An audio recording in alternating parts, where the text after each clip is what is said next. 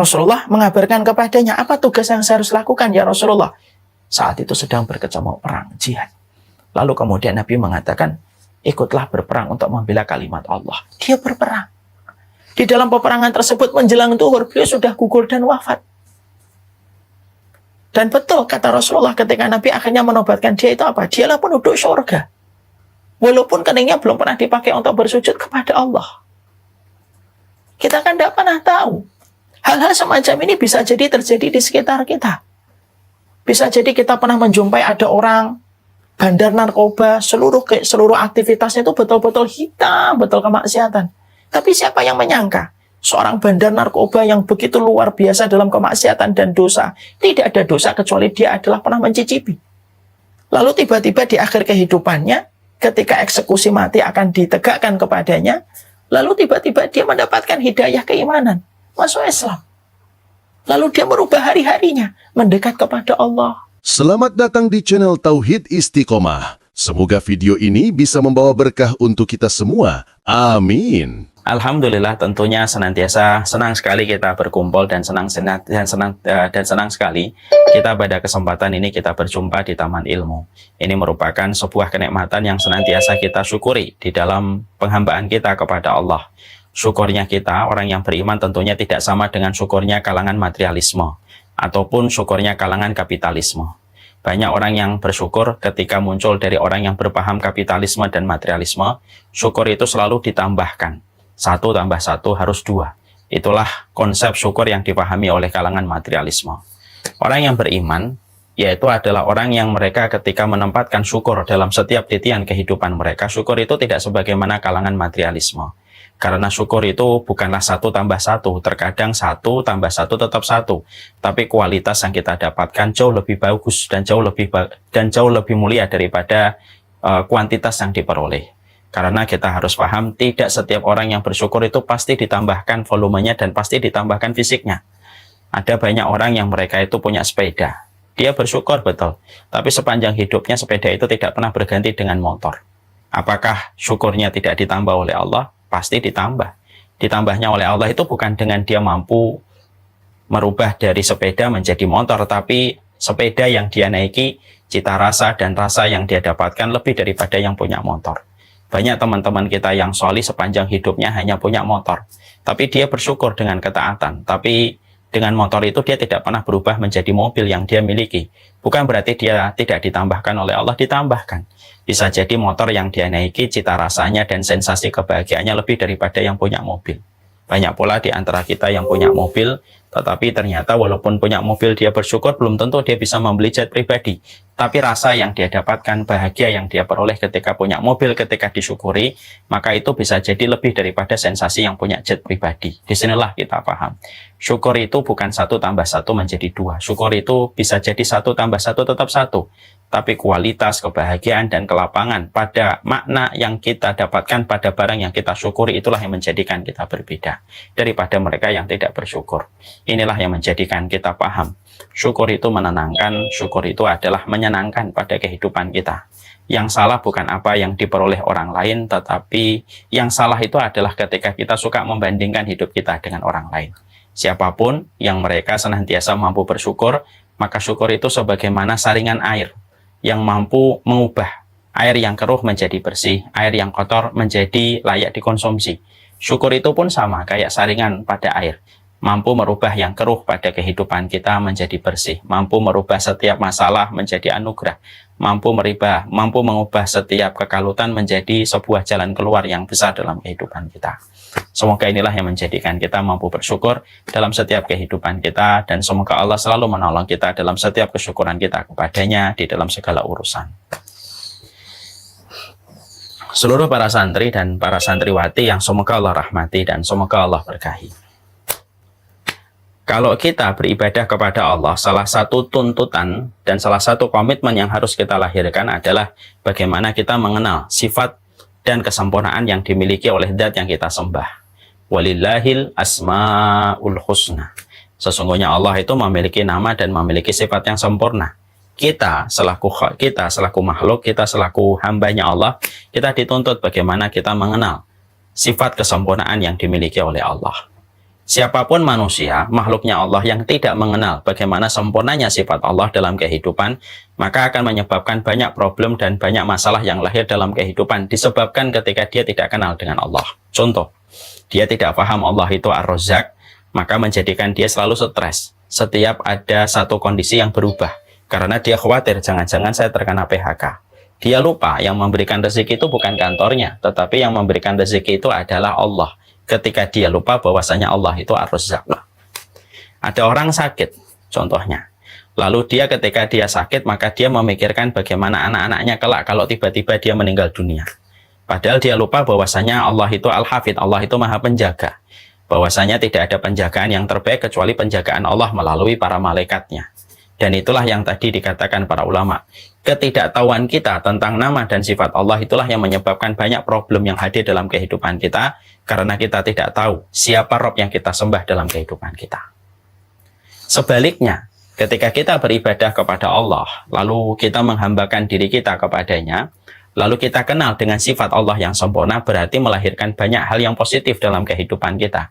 Ketenangan akan kita peroleh, kemudian kebahagiaan akan kita dapatkan semakin kita mengenal siapa itu Allah. Dan ini merupakan salah satu di antara komitmen sebagai seorang muslim, maka dia harus mengenal betapa sempurnanya sifat Allah dalam kehidupan setiap makhluknya. Dan salah satu sifat Allah yang begitu sempurna dalam kehidupan kita berkaitan pada tema yang kita pelajari hari ini, salah satu di antara sifat Allah yang sempurna betul dalam kehidupan kita adalah betapa Allah itu memberikan rahmatnya yang begitu besar kepada setiap hamba yang beriman. Allah itu memiliki sifat Rahman, Allah itu memiliki sifat Rahim. Sifat Rahmannya Allah berlaku kepada setiap makhluknya, tidak ada pengecualian.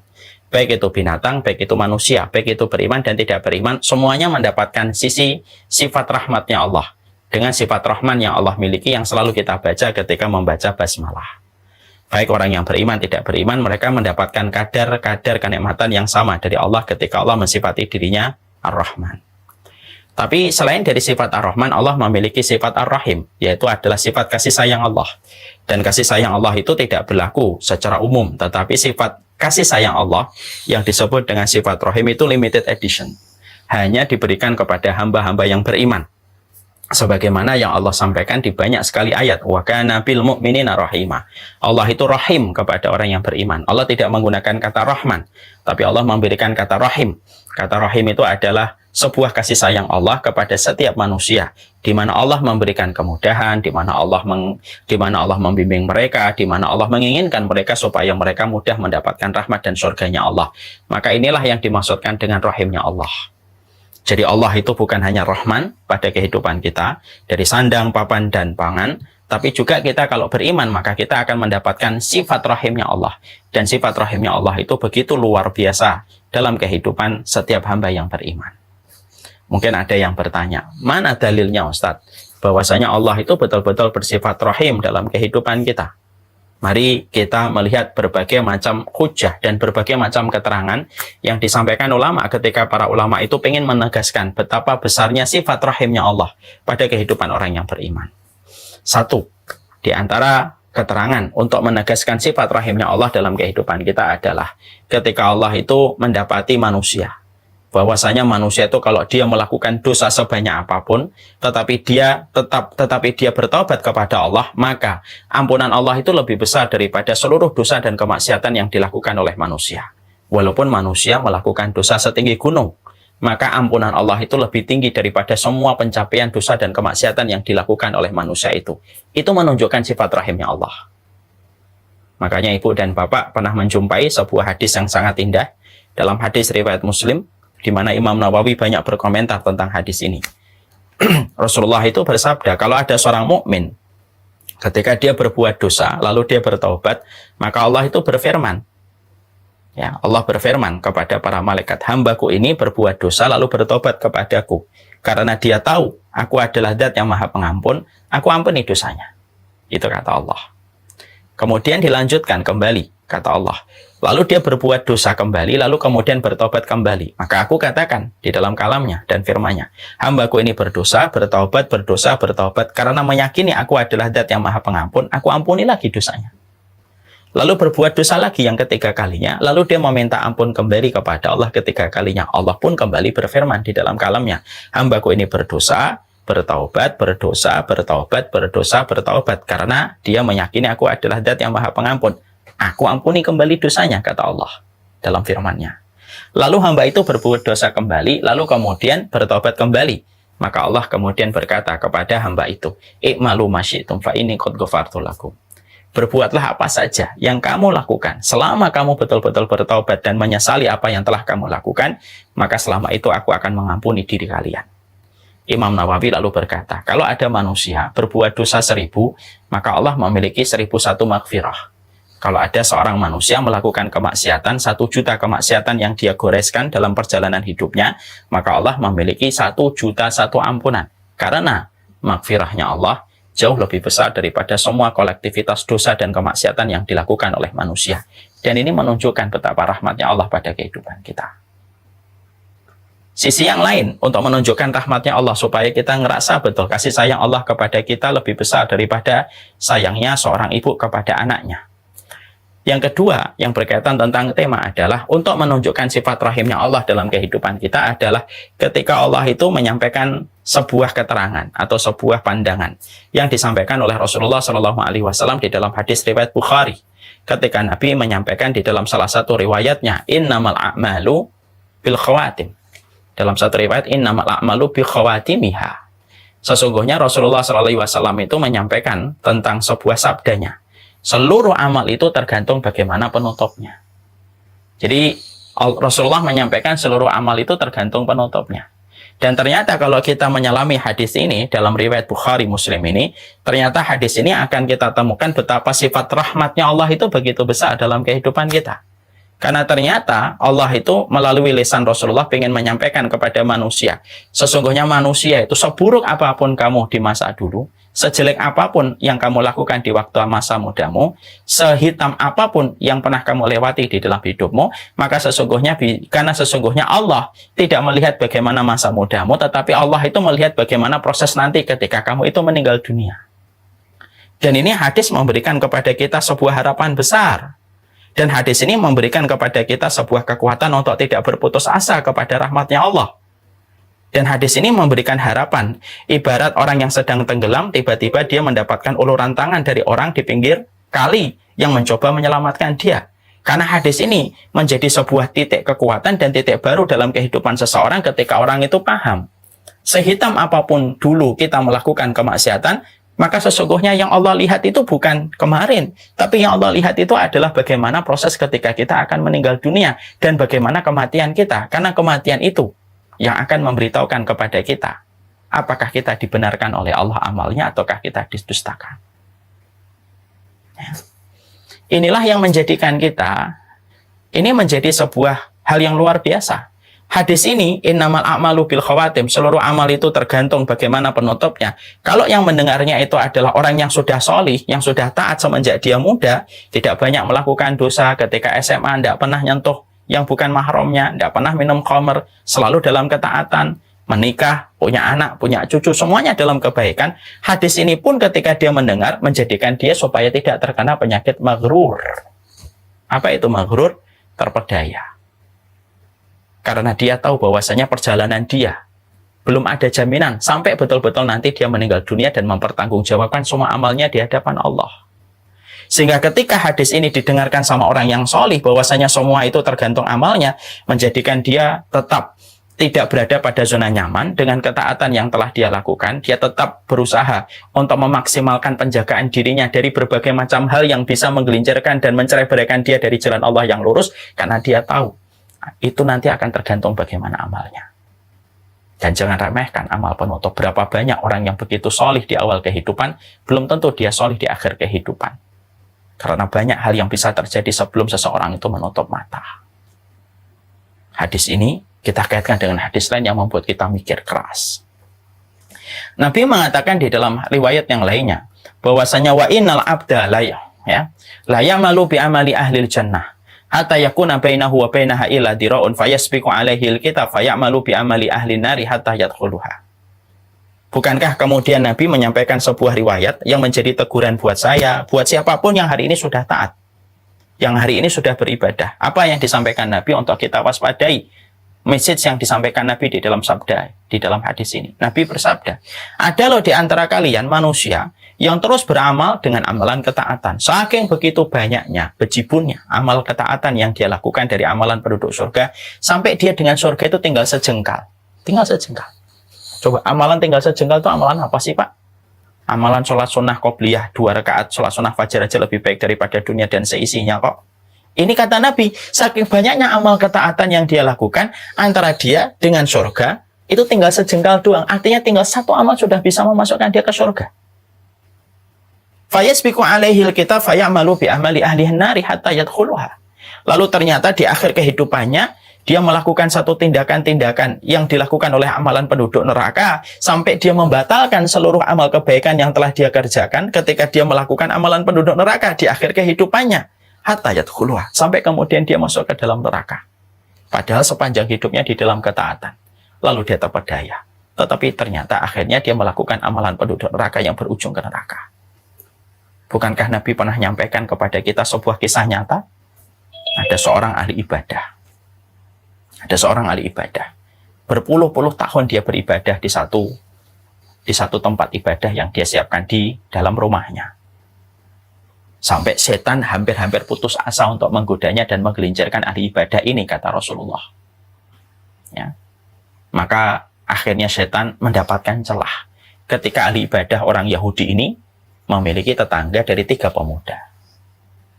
3 pemuda ini ingin untuk keluar kota, tetapi mereka kebingungan bagaimana menitipkan adik perempuan mereka yang paling kecil, seorang perempuan sudah dewasa, tapi adik mereka yang paling kecil. Lalu mereka rapat, mereka musyawarah kepada siapa mereka menitipkan adik mereka.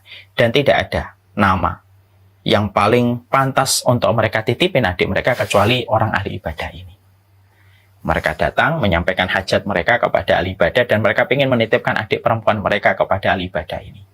Pertama kali ahli ibadah mengatakan, jangan, tidak bisa. Tapi 3 pemuda ini mendorong dan mendesak. Seakan-akan mereka ingin menyampaikan kepada si ahli ibadah, kami tidak punya tempat yang lain kecuali di tempat dirimu. Akhirnya diterima dengan beberapa syarat yang harus disepakati. Salah satunya, adik perempuan mereka ditempatkan di bawah, dia berada di lantai yang kedua. Berjalanlah waktu dan waktu berjalan. Maka kemudian setiap dia mengirimkan makanan dengan tali dari atas lantai yang kedua ke bawah, nanti perempuan tersebut ngambil makanan yang telah disodorkan kepadanya. Setan begitu bersabar. Datangnya pelan-pelan, strateginya paling lembut. Setan berkata kepada ahli ibadah tersebut, maksud sih kamu kirimkan makanan dari atas terus, buat turun ke bawah. Kamu ketok pintu ruangannya. Itu kan lebih sopan daripada kamu ngirimkan dari atas. Ahli ibadah itu lupa bahwasanya nasihat setan itu nasihat yang tampaknya angin surga, tetapi di dalamnya jurang-jurang kerusakan. Diikuti, dia turun ke bawah, dia ketok pintunya. Lalu kemudian perempuan itu mengambilnya. Asalnya tidak berjumpa, karena sebelum dibuka pintunya dia sudah pergi ke atas. Setan membiarkan, kata Rasulullah. Sampai beberapa saat, lalu kemudian dia datang kembali setannya, memberikan nasihat. Inilakum nasihum mubin. Dia memberikan nasihat. Maksud sih kamu hanya ketuk? Lihat dong orangnya. Bisa jadi orangnya membutuhkan pertolongan kamu. Diikuti kembali bisikan setan. Diketok pintunya, dibuka. Akhirnya dari mata turun ke hati. Lalu bukan hanya itu, masuklah ke ruangan itu, ngobrol lah. Dan akhirnya terjadilah perzinahan. Masya Allah, ketika terjadi perzinahan, maka dia begitu menyesal dan dia kaget ketika dia menjumpai ternyata wanita yang dia zinai akhirnya mengandung. Kalap, gelap mata, dibunuh perempuan tersebut bersama dengan bayi yang dia kandung. Padahal dia ahli ibadah. Selesai kisah ini belum klimaksnya. Setelah dia bunuh perempuan tersebut bersama dengan janin yang dikandung, dan itu pun sebenarnya anaknya dia. Lalu ditanam di salah satu sudut pada rumahnya. Selang beberapa lama 3 pemuda datang untuk menanyakan kembali adik mereka yang mereka titipkan. Ahli ibadah itu berdusta dan berbohong. Adik kalian pergi, entah kemana. Karena dia tidak betah ketika berada pada titipan di sini. 3 pemuda itu percaya karena mereka tidak melihat ahli ibadah ini kecuali track recordnya memang di dalam ketaatan. Pulanglah 3 pemuda itu sedih dan mereka berniat untuk mencari ke pelosok negeri, kemana adiknya mereka pergi. Tapi ketika mereka tidur, setan datang memberitahu, adik kalian tidak kabur, adik kalian dibunuh sama ahli ibadah tersebut, ditempatkan di salah satu ruangan di lantai bawah rumahnya. Singkat ceritanya, kemudian 3 pemuda itu datang membongkar salah satu tempat dan betul ada jasadnya. Singkat ceritanya, 3 pemuda itu marah bersama dengan seluruh penduduk kampung, diseretlah pemuda tersebut. Lalu pemuda tersebut ketika dipukuli, setan datang. Setan berkata kepada ahli ibadah ini, kufurlah kamu, murtadlah kamu kepada agama Allah. Nanti kami akan membantu. Nanti kita akan ringankan rasa sakit yang kamu peroleh. Lalu ahli ibadah itu murtad. Pada saat dia merasakan bagaimana, dia sedang merasakan bagaimana penduduk kampung begitu marah kepadanya, dia murtad. Dia mengatakan, saya keluar dari agama Allah. Pada saat itulah ajal itu menjemputnya. Dan dia wafat atau dia mati dalam kondisi murtad. Disinilah kita akhirnya memahami. Ini menjadi sebuah perenungan kepada kita. Hadis innamal a'malu bil khawatim, seluruh amal itu tergantung bagaimana penutupnya. Ini adalah obat bagi orang yang solih, bagi orang yang taat. Ini obat supaya jangan sampai kita terpedaya dan berada pada zona nyaman, kata para ulama. Karena sesungguhnya kamu tidak tahu bagaimana nanti kematian yang akan datang kepadamu. Karena bisa jadi banyak hal yang terjadi karena kita tidak pernah tahu angin yang akan bertiup menerpa pada kehidupan keimanan kita.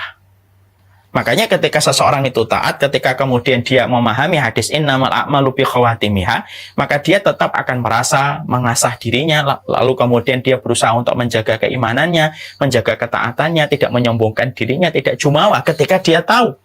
Dia belum mengerti bagaimana nanti proses ketika dia itu ditutup harinya pada waktu di dunia. Hadis ini, innamal a'malu bi khawatimiha, kalau dipahami sama orang yang masih berdosa, orang yang kemudian pernah ngelewatin masa-masa kelam ketika di SMA, masa-masa yang buruk ketika di waktu kuliah, masa-masa yang tidak baik ketika di awal pernikahan, maka hadis ini justru memberikan kepada kita roja, sifat harap. Bahwasanya Masya Allah ya, kita tentunya masih bisa memperbaiki diri. Karena apa? Karena semuanya itu nanti tergantung bagaimana penutupnya. Dan bisa jadi ada orang yang mereka melakukan amalan kemaksiatan, tapi bisa jadi di akhir kehidupannya mereka melakukan amalan surga dan mereka dimasukkan ke surga. Bukankah Rasulullah yang juga bersabda, wa innal abda la ya'malu bi amali ahli nari hatta yakuna bainahu wa bainaha illa dira'un fayasbiqu alaihi alkitab fayamalu bi amali ahli jannah hatta yadkhuluha. Bukankah kemudian Rasulullah SAW yang bersabda, ada loh di antara kalian manusia yang melakukan amalan penduduk neraka begitu banyaknya, sampai-sampai antara dia dengan neraka itu tinggal sejengkal. Saking begitu banyak kemaksiatan yang pernah dia torehkan di dalam hidupnya. Sampai antara dia dengan neraka, kata Rasulullah, illa diraun, kecuali hanya sebatas sejengkal saja. Lalu kemudian fayasbiqu alaihil kitab fayamalu bi amali halil jannah hatta yadkhuluha. Lalu akhirnya di akhir kehidupannya dia melakukan amalan penduduk surga sampai dia dimasukkan oleh Allah ke dalam penduduk surga. Kan kita tidak pernah tahu. Makanya Rasulullah pernah menceritakan seorang sahabat yang bernama Usairim bin Abdil Ashhal. Ada seorang sahabat yang dia wafat di dalam pertempuran. Maka Nabi berkomentar, ini adalah seorang manusia yang dia masuk surga. Walaupun keningnya belum pernah dipakai untuk bersujud kepada Allah. Bagaimana kisahnya Usairim? Keningnya belum pernah dipakai bersujud kepada Allah, tapi justru Nabi menobatkan dirinya sebagai penduduk surga. Bagaimana beliau tidak dinobatkan sebagai penduduk surga? Selama hidupnya beliau musyrik, lalu pada waktu pagi beliau beriman.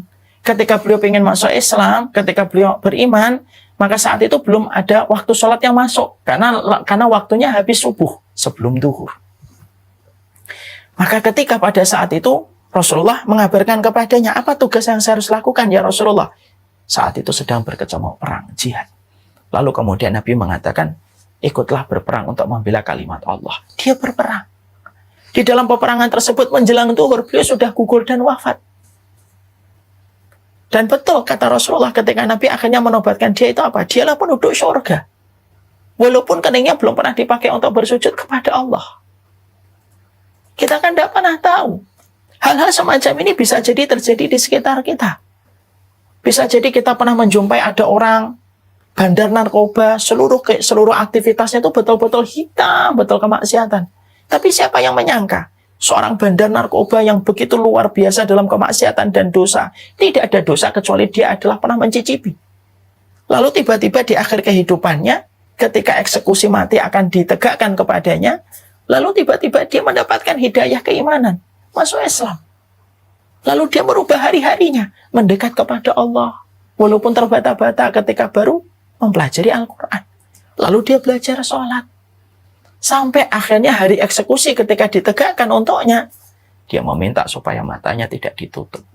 Ketika ditanya, kenapa permintaanmu, matamu tidak perlu ditutup ketika eksekusi ditegakkan? Supaya aku bisa melihat lembaran dosa-dosaku sebelum aku dieksekusi dengan kematian yang membunuhku. Nah, inilah perkara. Masya Allah. Inilah yang menjadikan kita akhirnya paham betul. Hadis ini memang pendek kalau dipotong. Tapi hadis ini memberikan banyak sekali obat untuk kita. Sekaligus banyak sekali memberikan motivasi untuk kita.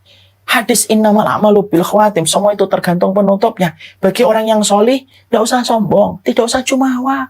Tidak usah kemudian kamu ngerasa ibadahmu yang begitu banyak menjadikan kamu sudah dijamin di dalam kematianmu. Belum tentu. Tetapi hadis ini ketika difahami sama orang yang pendosa, hadis ini kemudian memberikan harapan kepada kita. Bisa jadi kita kurang, bisa jadi kita banyak kemaksiatan yang kita lakukan, bisa jadi terlalu banyak dosa yang kita kerjakan, entah khamr, entah zina, entah makan riba, entah kita kurang khidmah kepada suami, entah kita kurang bertanggung jawab kepada istri kita dan keluarga kita. Apapun itu, maka jangan pernah putus harapan. Jangan pernah putus harapan. Karena sesungguhnya masih ada kesempatan yang luar biasa. Yaitu adalah bagaimana hari ketika engkau diwafatkan kepada Allah, maka pastikan pada hari engkau diwafatkan ketika menjadi penutup harimu. Pada saat itulah hari terindah ketika kamu beribadah kepada Allah, tepat pada saat engkau diwafatkan. Makanya Bapak dan Ibu, Uda, Uni semuanya, tahukah kita doa indah yang diucapkan oleh Abu Bakar radhiyallahu anhu? Ada sebuah doa dari seorang sahabat agung, sahabat besar, Abu Bakar radhiyallahu anhu. Ketika Abu Bakar itu di dalam permintaan doanya, terdapat makna yang sangat penting yang berkaitan tentang sebuah hadis Nabi, innamal a'malu bil khawatim. Permintaan Abu Bakar itu sederhana. Allahumma ij'al khairu ayyamin yawma alqaka fih, wa khairu amalin khawatimahu, wa khairu umrin akhirahu.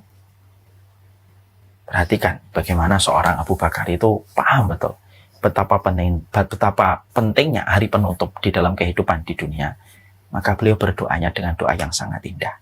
Ya Allah, jadikanlah hari yang terbaik yang aku miliki. Bukan hari ketika aku nikah, bukan hari ketika aku punya anak, bukan hari ketika investasiku berhasil, bukan. Jadikanlah hariku yang terbaik hari pada saat itu aku bertemu denganmu. Yaitu dengan kematian. Jadikanlah amalku yang terbaik, ya Allah. Amalku yang terbaik. Amal ketika pada saat itu engkau takdirkan aku meninggal dunia dan wafat. Jadikanlah sholatku, dzikirku, sedekahku aku yang paling ikhlas itu pada saat ketika engkau takdirkan pada hari itu aku meninggal dunia. Wa khairu umrin akhirahu. Dan jadikanlah umur terbaikku. Bukan masa indah, umur yang terindah ketika SMA, bukan. Jadikanlah umurku yang terbaik, yaitu adalah umur ketika aku, pada saat umur itulah aku diwafatkan oleh engkau. Dan itu menunjukkan kepada kita kedalaman pemahaman seorang Abu Bakar terhadap hari penutup. Dan itulah yang menjadikan kita mengerti, itulah doa yang dipanjatkan oleh Abu Bakar. Sebuah doa yang sejatinya dikabulkan oleh Allah. Hari terbaiknya Abu Bakar adalah hari pada saat beliau meninggal dunia. Amal terbaiknya Abu Bakar adalah amal yang ditunaikan oleh beliau pada saat beliau meninggal dunia. Dan umur terbaiknya beliau adalah umur tepat ketika beliau diwafatkan oleh Allah. Nah, inilah yang menjadikan sebuah kita memahami bahwasanya ada satu kehidupan yang kita harus persiapkan. Kita sering memikirkan kehidupan di atas tanah, tapi kita sering lupa pada hakikat dan sejatinya kehidupan kita di bawah tanah. Dan kehidupan kita pada kehidupan di alam barzah itu dan kehidupan di akhirat sangat tergantung bagaimana proses kita ketika mendekati hari kematian kita. Makanya tidak main-main. Cindera mata terindah yang Allah berikan kepada hamba yang beriman. Kalau Allah itu cintai dia itu apa? Allah tutup harinya dengan amalan yang mengiringinya. dan mewafatkannya. Sebagaimana dalam hadis yang diriwayatkan oleh Imam Hakim. Ya, satu hadis yang disampaikan dari Imam Hakim, wa wafaqahu Ad-Dhahabi. Dan kemudian hadis riwayat Hakim ini disetujui oleh Imam Ad-Dhahabi. Kalau ada hadis yang diriwayatkan oleh Imam Hakim disetujui Imam Ad-Dhahabi, berarti hadis sahih. Rasulullah SAW itu bersabda, Innallaha idza habba abdan asalahu. Qalu wa ma asalahu. Qala yuwaffiqu lahu amalan salihan. Idza baina yaday ajalihi hatta yarda anhu jiranuhu wa man haulahu. Makanya Allah itu kalau sudah senang, cinta, ridho sama manusia, itu kaitannya ada pada hari ketika orang yang Allah cinta itu menutup harinya di dunia. Mari simak arti dari hadis yang disampaikan Nabi. Allah itu kalau sudah ridho, senang sama manusia, maka Allah akan memberikan kepada manusia yang Allah cintai, yang Allah ridhoi, itu pemanis. Para sahabat kemudian bertanya kepada Rasulullah SAW, wa ma'asalahu ya Rasulullah. Artinya pemanis yang Allah berikan kepada hamba yang Allah ridhoi itu artinya maknanya apa ya Rasulullah? Kami belum paham. Maka kemudian Nabi lalu menjawab, yuwaffiqu lahu amalan salihan idza baina yaday ajalihi hatta yarda anhu jiranuhu wa man haulahu. Kata Rasulullah, kalau ada orang yang Allah cintai mendekati garis ajalnya, dan tidak ada yang tahu garis ajal seseorang kecuali Allah. Bahkan malaikat maut pun tidak tahu ajal seseorang itu kapan, kecuali ketika Allah sudah perintahkan. Allah itu kalau tahu ada seseorang yang Allah cintai, dia mendekati garis ajalnya, dia sudah mendekati, maka sebelum dia menginjak garis ajalnya, Allah sibukkan dulu dia di dalam kebaikan. Allah arahkan dia dulu untuk beribadah. Allah arahkan dia dulu di dalam ketaatan. Pas ketika dia sudah sibuk dalam ibadah dan ketaatan, dia menginjak garis ajal. Pada saat sedang tenggelam dengan ketaatan dan ibadah yang dia kerjakan. Sehingga dia meninggal pada posisi beribadah kepada Allah dan di dalam ketaatan. Meninggalnya husnul khatimah. Yarda anhu jiranuhu wa man haulahu. Maka orang-orang akan ridho kepadanya, keluarganya pun ridho kepadanya, dan orang di sekitarnya pun ridho kepadanya. Dan ketika mereka ridho, mereka membicarakan bagaimana anugerah husnul khatimah yang dia dapatkan, dan itulah pemanisnya. Makanya Masya Allah ya, ada orang yang Allah cintai, kalau sudah mendekati penutupnya, yang asalnya tidak baca Quran, baca Quran. Yang asalnya mungkin tidak umrah, diumrohkan. Pada saat umrah dia wafat. Pada saat sebelumnya dia tidak sholat, disolatkan. Dia pergi sholat, dia menempati sholatnya, sampai akhirnya dia diwafatkan dalam kondisi melaksanakan sholatnya. Dan itulah hari terbaik manusia ketika dia ditutup harinya dengan ketaatan dan ibadah. Saya beberapa hari ini, Bapak dan Ibu, mendapati ada sebuah kejadian yang layak saya ambil menjadi sebuah hikmah. Ada salah satu pemuda di komplek perumahan kami yang asalnya tidak pernah datang ke masjid. Usianya masih belia, 23 tahun. Saya juga nggak kenal dan tidak pernah bicara. Karena beliau pendiam. Tapi setengah tahun terakhir itu dia datang ke masjid. Dengan pakai sarungnya, pakai kaos oblongnya. Sebelumnya tidak pernah datang ke masjid. Datang ke masjid sering. Sampai 2 hari yang lalu tiba-tiba saya mendapatkan kabar bahwasanya ternyata beliau meninggal dunia. Padahal sehat. Hari sebelumnya masih saya lihat ketika di masjid dengan sarungnya dan kaos oblongnya. Ternyata beliau tidur terkena jantung, padahal tidak sakit. Dan meninggal beliau di dalam tidurnya. Didiagnosasi karena jantung. Yang membuat saya berpikir keras saat ketika mendapati berita kematian anak muda ini, saya kemudian berpikir, Masya Allah ya, asalnya tidak pernah datang ke masjid, tiba-tiba dimunculkan oleh Allah ke masjid. Terus datang ke masjid. Tanpa dia sadari dan tanpa disadari oleh orang di sekitarnya, bahwasanya dia tinggal selangkah mendekati kematian. Maka kemudian akhirnya yang kita jumpai adalah dia meninggal di antara 2 waktu sholat yang sebenarnya dia selalu datang ke masjid akhir-akhir hidupnya. Inilah yang menjadikan kita selalu memahami, inilah pentingnya hari penutup. Banyak di antara kita suka membanggakan hari ketika dulu di SMA. Banyak di antara kita membanggakan hari ketika kita baru menikah. Banyak di antara kita membanggakan hari ketika kita masuk ke kantor yang kita inginkan dan kita selalu berharap setiap waktunya dulu. Tapi kita lupa, bukanlah itu hari paling istimewa. Itu memang istimewa, tapi bukan yang teramat istimewa. Hari teramat istimewa itu adalah ketika kita merenungi apa yang disampaikan oleh Rasulullah. Innamal a'malu bil khawatim. Seluruh amal itu tergantung bagaimana kita menutup hari-hari kita di dunia. Kematian kita menjadi barometer Allah menilai kebenaran amal kita, atau sebaliknya. Kematian kita bisa menjadi barometer Allah mendustakan amalan kita. Makanya Rasulullah Shallallahu Alaihi Wasallam beliau bersabda, dan hadis ini membuat kita betul-betul termenung. Nabi itu mengatakan, jangan kamu terlalu benarkan seseorang, dan jangan terlalu kamu dustakan seseorang. Hatta taro kaifa yukhtamu lahu. Jangan terlalu kamu mendustakan orang, jangan terlalu kamu membenci orang, jangan terlalu mengidolakan orang. Hatta taro, sampai kamu melihat kaifa yukhtamu lahu, sampai kamu melihat bagaimana dia dimatikan oleh Allah. Kenapa? Karena kematian akan menyibak. Apakah dia dibenarkan oleh Allah ataukah dia didustakan oleh Allah dalam kehidupan akhirnya.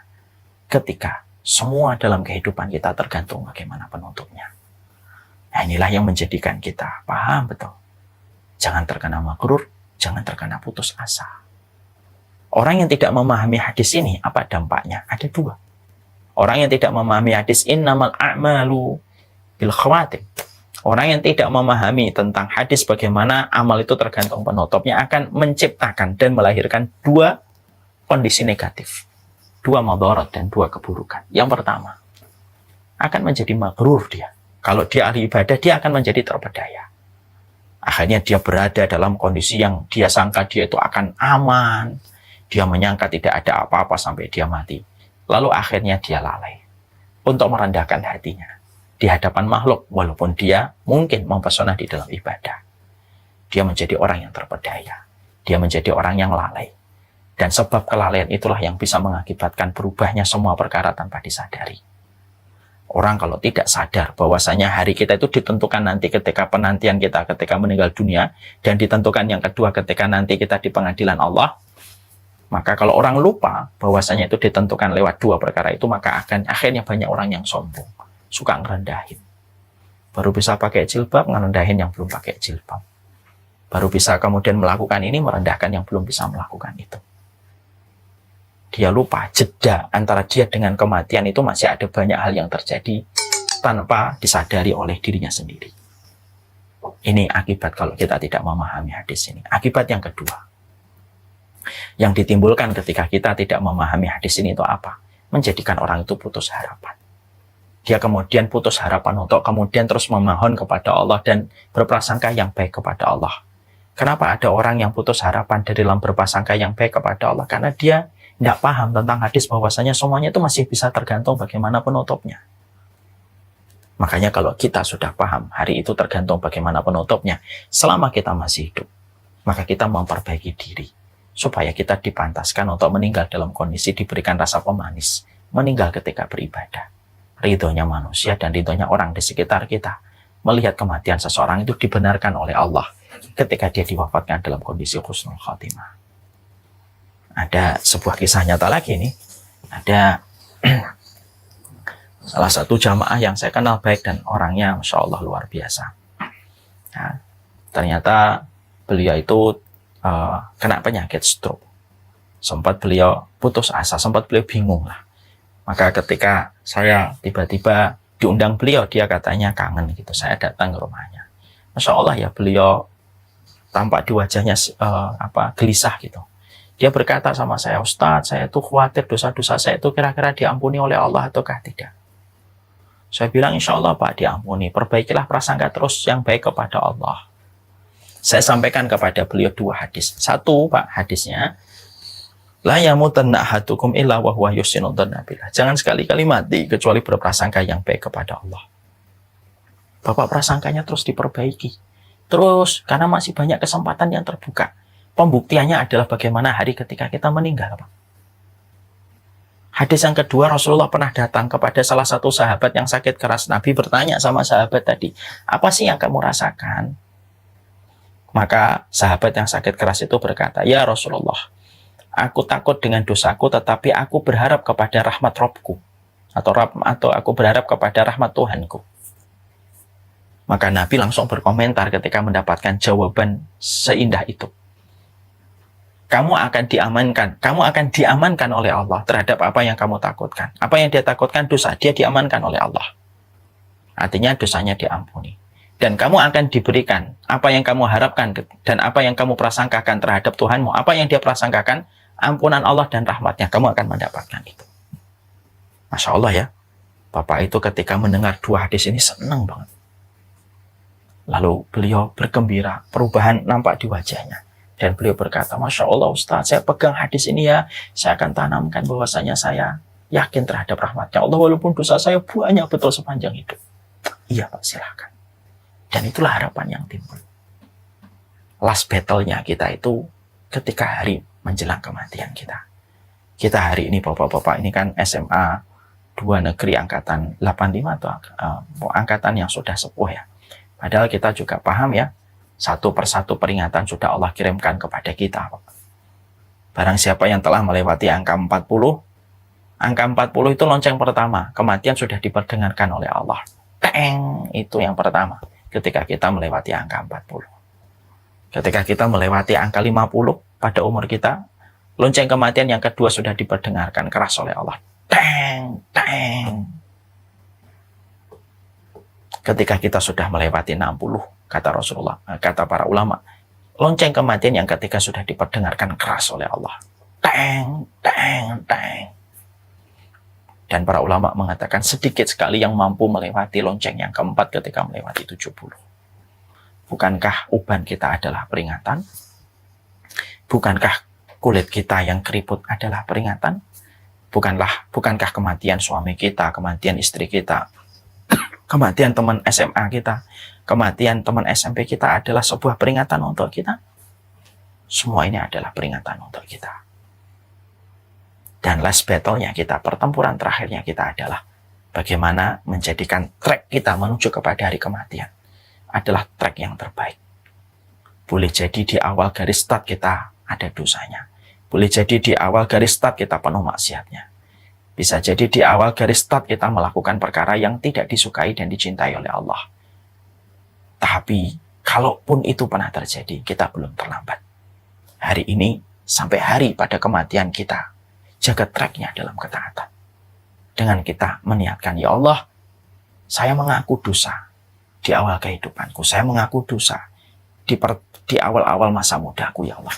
Tapi berikanlah amal yang terbaik di hari penutupku ketika di dunia. Inilah yang menjadi perhatian kita. Inilah yang menjadikan kita memahami betapa pentingnya kita menentukan mulai hari ini sampai track ketika nanti ajal akan menyapa kita. Bagaimana kita mempersembahkan penutup yang terbaik. Kematian saya, kematian Bapak dan Ibu akan menunjukkan indikator, akan menunjukkan barometer diri kita di hadapan Allah. Apakah engkau diridhai oleh Allah ataukah engkau didustakan? Betul kata Nabi, fala tusaddiqu wa la tukadzibu. Jangan kamu terlalu mempercayai, jangan terlalu kamu mendustakan siapapun. Hatta taro kaifa yukhtamu lahu, sampai kamu lihat bagaimana dia diwafatkan. Semoga hari yang terbaik yang kita miliki pada kehidupan kita, hari ketika kita meninggal dunia. Semoga amal yang terbaik yang nanti kita lakukan, yang sedang khusyuk-khusyuknya, yang sedang dekat-dekatnya oleh Allah, pada saat hari-hari itu kita akan meninggal dunia. Dan jadikanlah umurku yang terbaik, umur. Pada momen umur itulah engkau wafatkan aku. Pada saat itulah aku sedang merasa mesra denganmu, ya Allah. Dan itulah harapan kita. Sebagaimana harapan itu dimiliki oleh Abu Bakar kepada Rabbnya. Wassalamualaikum ala nabiyina Muhammad. Walhamdulillahirabbil alamin. Ini yang dapat saya sampaikan. Jazakumullah khair kepada seluruh komponen Ikatan SMA 2 Negeri Padang. Jazakumullah khair. Saya mohon maaf sekali kesempatan hari ini kita tidak bisa membuka pertanyaan karena saya 2:30 sudah ada jadwal yang lainnya yang saya sudah buat. Tadi qadarullah kita mulainya 1:30. Jadi biasanya jam 1 sampai jam 2 materi, setengah jamnya dipakai untuk tanya jawab. Tapi tidak apa-apa, tadi Masya Allah ada program yang juga perlu di-sharing. Tapi saya akhirnya juga yang minta maaf karena waktu jualah yang membatasi, karena sekali lagi 2:30 sudah ada jadwal yang lainnya. Jazakumullah khair kepada Uni, Uda yang sudah membersamai di dalam kajian kita pada kesempatan hari ini. Semoga Allah kuatkan kita terus di dalam kebaikan, dan Allah berikan kepada kita keberkahan. Semoga kita menjadi orang yang mengembalikan hatinya dulu sebelum berpulangnya dan kembalinya jasad dan fisik kita. Subhanakallahumma wa bihamdika asyhadu an la ilaha illa anta astaghfiruka wa atubu ilaik. Saya serahkan kembali kepada pembawa acara.